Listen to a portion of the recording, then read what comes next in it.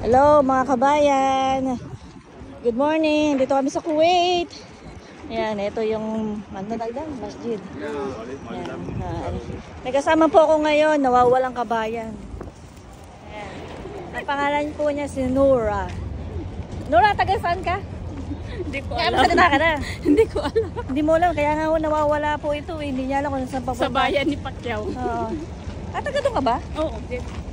Jensen. Marunong ka manuntok. So ngayon, nandito po kami ngayon sa building namin. Hindi po namin building to. Dito lang kami nagtatrabaho. Ayan.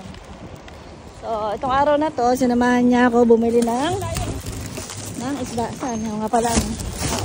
Ayan. Bumili kami ng frozen at mackerel. Siya bumili ng bangus. Yung bangus dito, nagkakahalaga magkano yung bangus? 750. So magkano yun Magkano sa Pinas? Mga 100 na? 100? So, mahal din, no? Mahal. Masakto lang. Frozen siya eh. So, yun sa akin. Yan, bumili ako ng malunggay. Yan. Sinamahan niya ako. At pinakita sa akin kung saan makakabili ng mga pagkain Pinoy. Oo, sawa na kami sa pagkain Pagkain ng ibang lahi. Pagkain badlahe. Yan. So, ito, malapit na kami umuwi. Ito, hindi ko na-vlog kanina eh. Kaya, so, ito, tuloy-tuloy lang ang aming paglalakad. Ito yung mahiwagang hardin. Yeah. So Nora, so kumusta naman ang buhay mo dito sa Kuwait?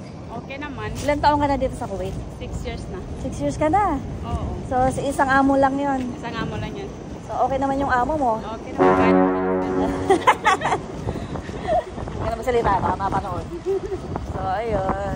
So thank you for sharing me this memorable day. Bigat bigat ang hawak ko. So yun. Thank you Nora, dahil nakabila ko na isda ngayong araw na to at uulamin ko ngayong makarel. ako din. Bangos. Kasi hindi siya nakakain ng isda. Ang lagi niya pagkain pagkain Indian. Yung lagi niya niluluto.